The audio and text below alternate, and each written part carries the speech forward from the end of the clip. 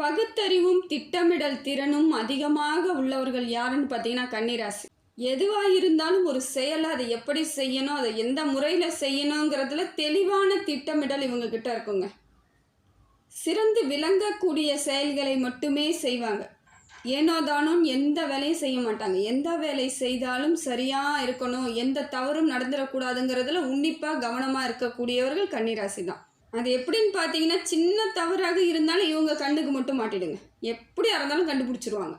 அந்த மாதிரியான ஒரு அமைப்பு இவங்கக்கிட்ட தான் இருக்குது. நல்ல ஒரு மாற்றத்திற்கான, மனநிலை மாற்றத்திற்கான ஒரு வழிவகையை இவங்க செய்வாங்க. அதே போல் எல்லாரிடமும் அமைதியாகவும் பழகுவாங்க, இனிமையாகவும் பழகுவாங்க. தப்பே இருந்தாலும் இது தப்புன்னு சொல்லுவாங்க, ஆனால் அதற்காக விட்டு விலக மாட்டாங்க. இது தப்புங்க, சரி பண்ணிக்கோங்கன்னு சொல்லக்கூடிய இடத்துல தான் இருப்பாங்க. இருந்தாலும் இவங்க தப்பு பண்ணிட்டாங்க, இவங்க வேணாம் நமக்குன்ற எண்ணங்கள் இவங்களுக்கு எப்பயுமே வந்தது கிடையாது. எல்லோருடனும் அரவணைச்சு செல்லக்கூடிய ஒரு அமைப்பு யாருக்கு இருக்குன்னு பார்த்தீங்கன்னா கன்னிராசிக்கு.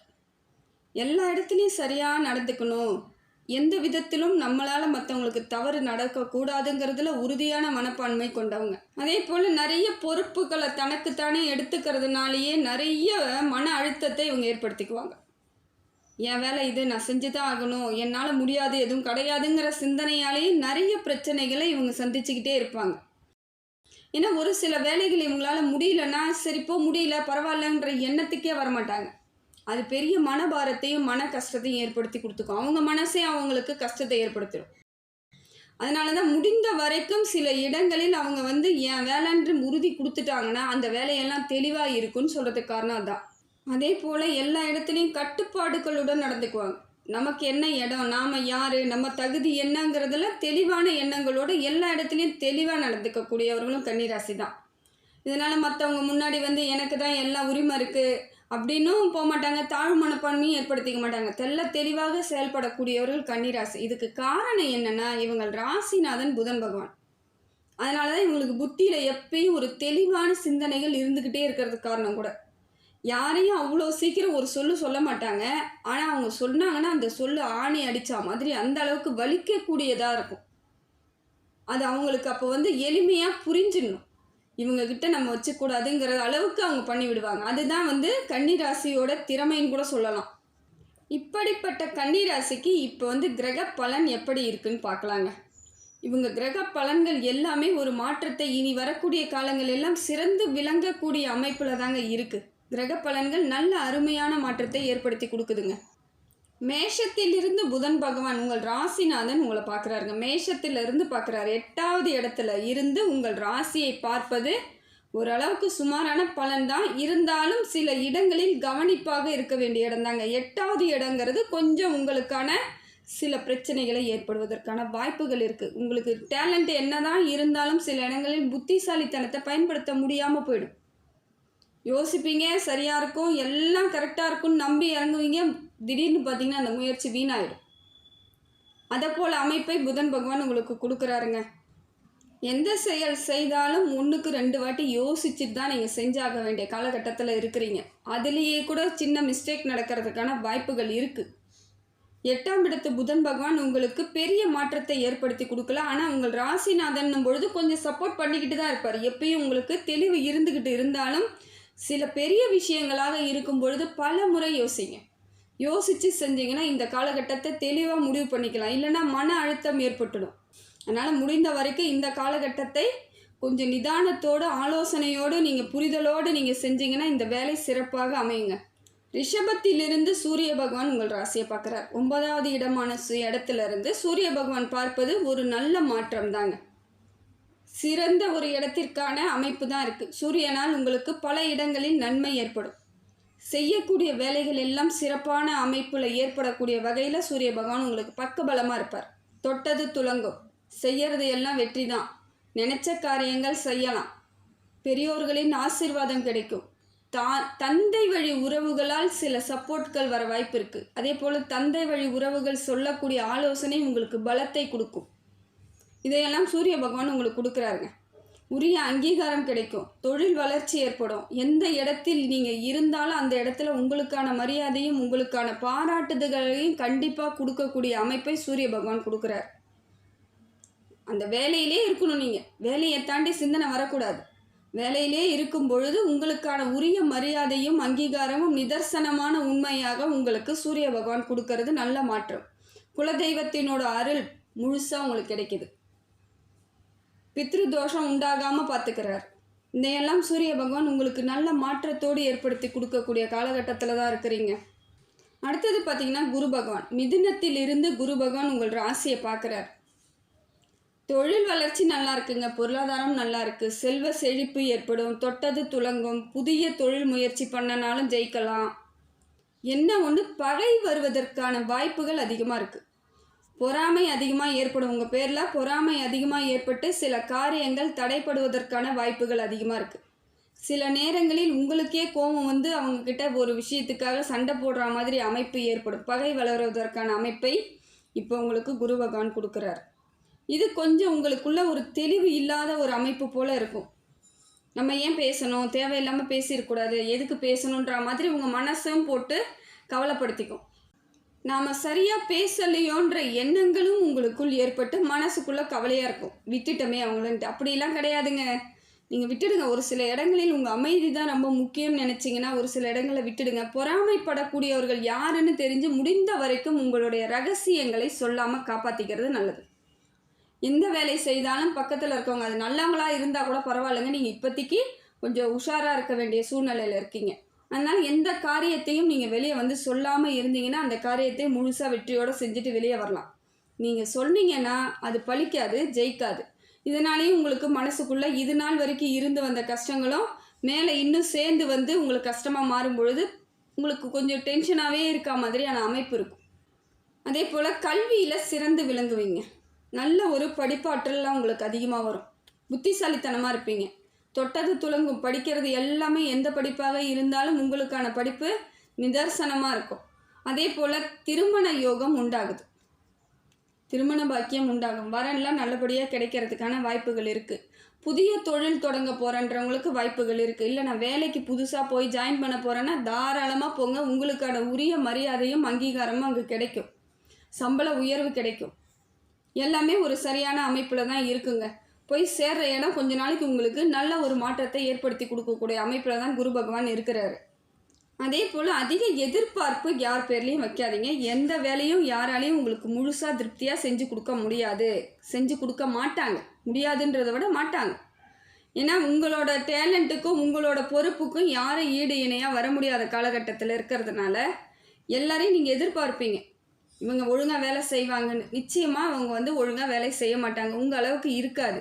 இதனால் விரக்தியெலாம் அடையாமல் இருங்க. கொஞ்சம் காலம் போகட்டும். அதே போல் புதியதாக ஆட்கள் எடுக்கிறீங்க தொழிலுக்குன்னா கரெக்டாக பார்த்து எடுங்க. அவங்களும் உங்களுக்கு சில விஷயங்களில் முரண்பாடாக இருக்கிற மாதிரியான அமைப்பு இருக்கிறதுனால உங்களுக்குள்ள வாக்குவாதம் வரலாம், இல்லை வேலை நிறுத்தம் ஏற்படலாம். அதனால் முடிந்த வரைக்கும் உங்களுக்கு சரியான ஆட்களை எடுங்க. அரவணைச்சு போகிறதுக்கு முயற்சி பண்ணுங்கள். கடகத்தில் செவ்வாய் பகவான் நீச்ச கதியில் இருக்காருங்க. கடகராசியிலேருந்து இது லாபஸ்தானமாக இருந்தாலும் நீச்ச கதியில் இருக்கிறதுனால கொஞ்சம் பொருளாதார ரீதியாக இழப்புகள் வருவதற்கு வாய்ப்புகள் இருக்குது. வருமானம் எவ்வளோ வருதோ அதே அளவுக்கு செலவையும் கொடுக்குறாரு. முயற்சிகள் எல்லாம் கொஞ்சம் காலதாமதம் ஆகிறதுக்கான வாய்ப்புகள் இருக்குது. வண்டி வாகனத்தில் செல்லும் பொழுது கொஞ்சம் கவனமாக போகணும். அதே போல் கடின உழைப்பின் மூலமாக பல மாற்றங்கள் ஏற்பட்டாலும் எவ்வளோ உழைச்சாலும் அதற்கான முழு பலன் கிடைக்காது. உழைச்சிக்கிட்டே இருக்க மாதிரி இருக்கும். பலனே இல்லைன்னு சொல்ல முடியாது, பலன் கிடைக்கும். ஆனால் உங்களுக்கு ஏற்ற கரெக்டான ஒரு அமைப்பு கிடைக்காது. ஏன்னா நீங்கள் அவ்வளோ உழைச்சிருக்கலாம், அவ்வளோ எஃபெக்டாக போட்டிருப்பீங்க. இப்போ பார்த்தீங்கன்னா அதில் பாதி வரும்பொழுது கொஞ்சம் மன சங்கடமாக தான் இருக்கும். பரவாயில்ல, சரியாக போயிடும். எதுவுமே வரலன்னா தான் வருத்தப்படணும். ஏதோ வருது இல்லையா, அதை மட்டும் நம்ம கையில் பிடிச்சிக்கிட்டு போயிட்டே இருங்க. கொஞ்சம் காலம் மாறும் பொழுது உங்களுக்கு உண்டானது எங்கேயும் போகாது, திரும்பி வந்துடும். அதே போல் ரத்த பந்த உறவுகளுடன் கொஞ்சம் அசால்ட்டாக பேசுறது, ஜாலியாக பேசுகிறதெல்லாம் வச்சுக்காதீங்க. என்ன பேசணுமோ அதை பேசுங்க, இல்லைன்னா அமைதியாக இருங்க. ஏன்னா பெரியவங்க, உங்களோட பெரியவங்க ஏதாவது சொன்னாங்கன்னா தலையாட்டிட்டு போங்க. எதிர்த்து பேசி இல்லை ஏதாவது சொல்லும் பொழுது அது பிரச்சனைகளை ஏற்படுத்தக்கூடிய காலகட்டத்தில் இருக்கிறீங்க. மன சங்கடங்கள் ஏற்பட்டுடும், பிரிவு ஏற்பட்டுடும். அதனால் முடிந்த வரைக்கும் நீங்கள் உங்களுடன் பிறந்த பெரியவர்களாக இருந்தால் அவர்கள் ஆலோசனையை நிதானமாக கேளுங்க. முடிஞ்சால் செய்யுங்க, செய்யலைன்னா அவங்கக்கிட்ட சொல்லாதீங்க. இதுதான் உங்களோட டேலண்ட்டாக நீங்கள் எடுத்துக்கணும். ஏன்னா செவ்வாய் பகவான் இப்படி இருக்கும் பொழுது ஒரு கலவரத்தை ஏற்படுத்தி விட்டுருவார், கஷ்டமாயிடும் உங்களுக்கு. மீனத்திலிருந்து சனி பகவான் உங்கள் ராசியை பார்க்குறாருங்க. 7ஆம் பாவமாக இருக்கிறார் அவர். இதனால் என்ன ஆகுன்னு பார்த்தீங்கன்னா, திருமணத்தில் உறவுக்குள்ளே கொஞ்சம் சின்ன சின்ன பிரச்சனைகள் வருவதற்கான வாய்ப்புகள் இருக்குது. கணவன் மனைவி இடையே லேசான ஏதோ வாக்குவாதங்கள் வர்றது, உரசல் இருக்கிற மாதிரியான ஒரு அமைப்பு இருக்கும். ஆனால் பெரிய பயப்படுற அளவுக்கு இல்லை. ஆனால் அந்த டைம் உங்களுக்கு மன சங்கடத்தை கொடுத்துரும். என்ன இப்படி பேசிட்டாங்களே அப்படிங்கிற மாதிரியான ஒரு வலியை கொடுத்துரும். உறவுகளுடன் சில விஷயங்களில் நீங்கள் நிதானமாக தாங்க இருந்தாகணும். பொருளாதார மாற்றம் இருக்குது, தொழில் வளர்ச்சி இருக்குது, லாபம் ஏற்படும், பணப்புழக்கம் இருக்குது, எல்லாம் இருந்தாலும் உறவுகள் உங்களுக்கு தேவையில்லாத மன சங்கடத்தையும் வலியும் கொடுக்கறதுக்கான வாய்ப்புகள் இருக்குது. வேலை சுமை ஏற்படும். நீங்கள் கடமையை நேர்த்தியாக செய்கிறதுனால நிறைய நேர்மையாக இருக்கக்கூடிய காலகட்டங்களில் உங்களுக்கு பல பிரச்சனைகளை சந்திக்க வேண்டிய அவசியமும் ஏற்படும். நீங்கள் சொல்கிறது சரியாகவே இருந்தாலும் மற்றவங்களுக்கு அது பாதகமாக இருக்கும்பொழுது ஏற்றுக்கொள்ள மாட்டாங்க. இது இன்னும் உங்களுக்கு மனசங்கடத்தை கொடுக்கும். முடிந்த வரைக்கும் கொஞ்சம் ஊரோடு ஒத்து போகணுன்ற பழமொழிக்கு ஏற்ற மாதிரி கொஞ்சம் அனுசரித்து பாருங்கள். இல்லையா உங்கள் இடத்துல நீங்கள் ஸ்டெடியாக நில்லுங்க, டென்ஷன் ஆகாமல் நில்லுங்க. ஏன்னா நீங்கள் செய்கிறதெல்லாம் சரியான வேலையாக தான் இருக்கும். மற்றவங்க உங்கள் கூட அந்த அளவுக்கு இருக்க மாட்டாங்க. அதுதான் உண்மை. வாக்குவாதங்கள் வருவதற்கான வாய்ப்புகள் அதிகமாக இருக்குது. கோர்ட்டு கேஸு பஞ்சாயத்துன்னு இழுத்து விட்டுற போகிறாங்க. ஏன்னா உறவுகள் அப்படி ஒரு எண்ணத்தோடு தான் உங்களுடன் பழகுவதற்கான வாய்ப்புகள் இருக்குது. இது நாள் வரைக்கும் விலகி இருந்தாலும் இப்பொழுது ஒரு மாற்றம் தெரியுதில்ல. ஏதோ ஒரு விதத்தில் நம்ம கொஞ்சம் பளிச்சுன்னு இருக்கிறோம் அப்படின்னு தெரிஞ்சாலே உங்களுக்கு பிரச்சனை கொடுக்க ரெடி ஆகிடுவாங்க. உங்கள் பேரில் பொறாமப்படாதவங்க யாருமே இருக்க முடியாதுங்க. அது இந்த கன்னி ராசிக்கெல்லாம் இயல்பாகவே நடக்கும். நீங்கள் எந்த காரியம் சாதாரணமாக செஞ்சாலும் மற்றவங்க கண்ணு உறுத்துற மாதிரி தான் இருக்கும். அதுக்கு ஒன்றும் பண்ண முடியாது. அது உங்களோட ராசிநாதன் உங்களுக்கு சப்போர்ட் பண்ணுறதுனால அப்போ எப்படியுமே அப்படி தான் இருப்பீங்க. ஆனால் மற்றவங்களுக்கு அதை பார்க்கும்பொழுது ஒரு பொறாமையாகவே தான் இருக்கும். இவங்க மட்டும் அப்படி இருக்காங்களே, உங்களை ஏதாவது பண்ணணுன்ற எண்ணங்கள் அதனால தான் வருது. இருந்தாலும் அதெல்லாம் யாரும் எதுவும் பண்ணிட முடியாது. சில பொறாமையால் உங்களுக்கு சில பிரச்சனைகள் வருவதற்கான வாய்ப்புகள் தான் இருக்குது. கொஞ்சம் ஜாக்கிரதையாக இருந்தால் மட்டும் போதும். அடுத்தது பார்த்திங்கன்னா, மீனத்திலேயே சுக்கிரனும் இருக்கார். சனியுடன் சேர்ந்து சுக்கிரன் இருப்பது நல்ல மாற்றம் தாங்க. தொழில் வளர்ச்சி இருக்குது, திடீர் யோகம், திடீர் பணவரவு, செல்வ செழிப்பு, இதையெல்லாம் உங்களுக்கு சுக்கிர பகவானும் சேர்ந்து கொடுக்குறாரு. தேஜஸ் கொடுப்பார். பார்க்கும் பொழுதே ஒரு அழகாக தெரியுவீங்க. சாதாரணமாக இருந்தால் கூட அப்படியே தேஜஸாக இருக்கிறதுக்கு அதான் காரணம். அதே போல் ஆன்மீகத்தின் மீது நாட்டங்கள் அதிகமாக இருக்கும். எந்த கோவிலுக்கு போகலாம் திடீர்னு தோணும். இந்த கோவிலுக்கு போகலாமா, அந்த கோவிலுக்கு போகலாமா, அங்கே போகலாமா, இங்கே போகலாமாங்கிற எண்ணங்கள் ஏற்பட்டுக்கிட்டே இருக்கும். எதையாவது வாங்கணுன்ற எண்ணம், எங்கேயாவது போகணுன்ற எண்ணம், ஏதாவது நல்ல உணவுகள் சாப்பிடணும், அந்த மாதிரியான எண்ணங்களை உங்களுக்கு சுக்கிர பகவான் கொடுத்துட்ருக்கார். ஏதோ ஒரு விதத்தில் உங்களுக்கான மாற்றத்தை சுக்கிரன் கொடுத்துட்டே இருக்கார். மன அழுத்தத்திலேருந்து வெளியே எடுத்துகிட்டு வர்றாருன்னு கூட சொல்லலாம். ஏன்னா சிந்தனை மாறுதில்லை. சிந்தனை மாறும் பொழுது பல இடங்களில் உங்களுக்கு மன அழுத்தம் குறையிறதுக்கான வாய்ப்புகளை சுக்கிர பகவான் கொடுக்குறாருங்க. சிம்மத்தில் கேது பகவான் இருந்து உங்கள் ராசியை பார்க்குறாருங்க. 12வது இடத்துல இருந்து பார்க்குற மாதிரி உங்கள் ராசியை பார்க்குறாரு. இதனால் என்ன ஏற்படும்னு பார்த்தீங்கன்னா, வெளிநாடு பயணங்களை எல்லாம் உங்களுக்கு ஊக்குவிக்கிறாங்க. வெளிநாடு போய் படித்தாலும் சரி, வேலைக்கு போகிறது, வெளியூர் போய் படிக்கிறது, வெளிநாட்டுக்கு போய் படிக்கிறது, இதை மாதிரியான அமைப்புகளை உங்களுக்கு கேது பகவான் கொடுக்குறாரு. இது வெற்றிக்கான பாதையாகவும் இருக்கும். இதில் லாபத்தை ஏற்படுத்தி கொடுக்குறாரு. அதே போல் ஆன்மீக சிந்தனை அதிகமாக ஏற்படுவது, அரசாங்கத்தின் மூலமாக ஏதாவது உதவி எதிர்பார்த்துட்ருக்கீங்கன்னா அதெல்லாம் கிடைச்சிடும். நிறைய இடத்துல அமைதியாகவே இருப்பீங்க. ஏன்னே உங்களுக்கே புரியாது, மற்றவங்களுக்கும் புரியாது. தனிமையை ரொம்ப விரும்புவீங்க, தியானம் பண்ணுவீங்க. இதெல்லாம் காரணம் என்னென்னா கேது பகவான் பண்ணுறது. எதெல்லாம் உங்களுக்கு பிடிச்சிருக்கோ, எந்த தொழிலாம் உங்களுக்கு பிடிச்சிருக்கோ, எதெல்லாம் செய்யணும்னு நினச்சிங்களோ அதையெல்லாம் செய்வதற்கான வாய்ப்புகளை இப்போ கேது பகவான் உங்களுக்கு கொடுக்கறது நல்ல ஒரு மாற்றம் தாங்க. இந்த காலகட்டத்திற்காக தான் நீங்கள் பல காலமாக காத்துட்டு இருந்த மாதிரியே இருக்குது. ஏன்னா அமைதின்றது உங்கள் வாழ்க்கையில் இல்லாமலே இருந்துச்சு. நிறைய போராட்டம், நிறைய கூட்டம், இது கூடயே சேர்ந்து அனுசரித்து எல்லாருக்கும் சேர்த்து செய்கிறது, எல்லாரையும் பார்த்துக்கணுன்றது, எல்லா கடமைகளையும் எடுத்துக்கிட்டது, எல்லா இடத்துலையும் பொறுப்பாக நடந்துக்கணும், இவ்வளோ ப்ரெஷரை ஏற்றுக்கிட்டு இருந்த நீங்கள் இப்போ தனிமை உங்களுக்கு ஒரு அமைதியை கொடுக்கும். வழிகளை வெளியே தள்ளி விடுது. தனிமையாக இருக்கும் பொழுது உங்களுக்கு மனசு ரொம்ப ரிலாக்ஸாக இருக்கும். இது உங்களுக்கான காலமாக கேது பகவான் கொடுக்குறாருங்க. இதை கரெக்டாக பார்த்துக்கோங்க. நிம்மதியாக இருக்கிறதுக்கு முயற்சி பண்ணுங்க. கும்பத்தில் ராகு பகவான் இருந்து உங்கள் ராசியை பார்க்குறது நல்லது தாங்க.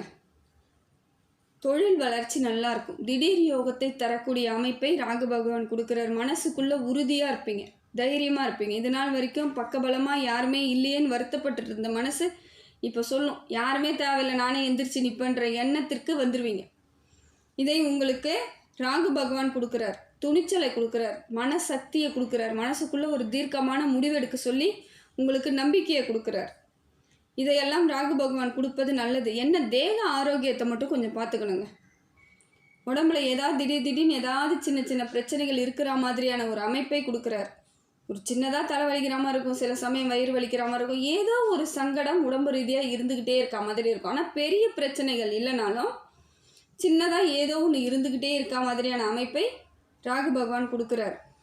இது கொஞ்சம் மனசுக்குள்ள ஒரு அழுத்தம் ஏற்படலாம். நமக்கு ஏதாவது இருந்துக்கிட்டே இருக்கே, உடம்பு சரியில்லாமல் இருந்துக்கிட்டே இருக்கேன்ற மாதிரியான ஒரு எண்ணங்களை ஏற்படுத்தி விடுவதற்கான காலகட்டம். கிரகங்கள் எல்லாமே உங்களுக்கு நல்ல மாற்றத்தை தாங்க ஏற்படுத்தி கொடுக்குது. இறைவன் அருளால் எல்லாமே உங்களுக்கு சரியான வழிகளை ஏற்படுத்தி கொடுக்கக்கூடிய அமைப்பில் தான் இருக்குது. இதை நீங்கள் தெளிவாகவும் சிந்தித்து செயல்படக்கூடிய அமைதியாகவும் பொறுப்பாகவும் இருந்துட்டீங்கன்னா இந்த காலகட்டம் உங்களுக்கான காலகட்டமாக தாங்க இருக்குது.